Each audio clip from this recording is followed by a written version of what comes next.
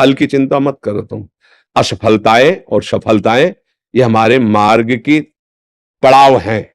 अब हमारी चाहतों की सफलता है। बात समझो, आपने जैसे सहज में कह दिया रोटी कपड़ा और मकान, तीनों से आप खाली नहीं हैं। ईमानदारी से बोलो, जिस दिन तुम नंगे घूमे हो और जिस दिन तुम्हें छत के नीचे न रहने को मिला हो और जिस दिन तुम भूखे रहे हो, वायु न मिली हो, जल न मिला हो सकता है अन्न न मिला हो, लेकिन प्राण पोषण के लिए दो आवश्यक है, वायु और जल, है ना। अब हमारी बात असलियत में, हमारी जो शरीर पोषण जीने की आवश्यकता है वो तो सबकी पूर्ति हो रही है। आप देख लीजिए, कोई भी सृष्टि में ऐसा नहीं है जिसका माता की तरह भरण पोषण भगवान ना करते हो।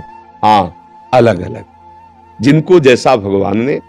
अब हमारी जो असफलता है उसमें हमारी चाहत है, मैं कपड़ा तो पहनूं पर ऐसा पहनूं, समझना, रोटी तो खाऊं पर ऐसी खाऊं, मकान तो हो पर ऐसा हो। समझ पा रहे हैं आप?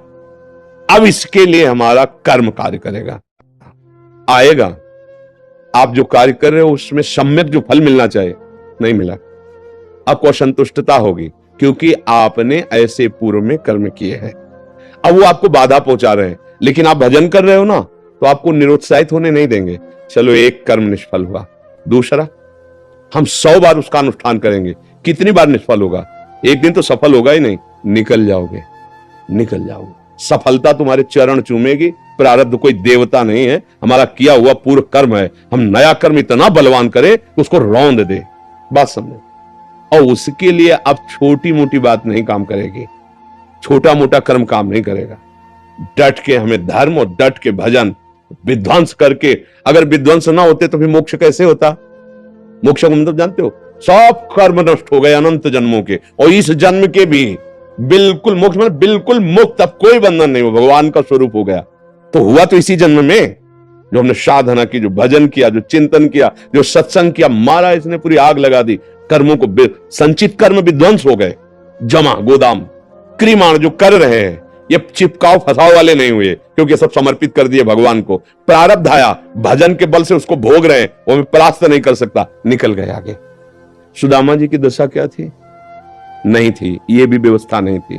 परिणाम में क्या हुआ? जैसी द्वारिकापुरी वैसी सुदामापुरी। फल की चिंता मत करो तुम। असफलताएं और सफलताएं ये हमारे मार्ग की पड़ाव हैं। कोई गर्मी वाला, कोई सुखद वाला, मार्ग का चलने वाला पथिक इन पड़ावों में फंस करके अपने मार्ग को नहीं भूल जाता है। असफलता तुम्हारे जीवन की सफलता का स्वरूप बनेगी। बस डट करके ऐसा भजन करो, सत्कार्य करो, जिससे पूर्व प्रारब्ध नष्ट हो जाए। सच्चाई की, अध्यात्म की बात यह है।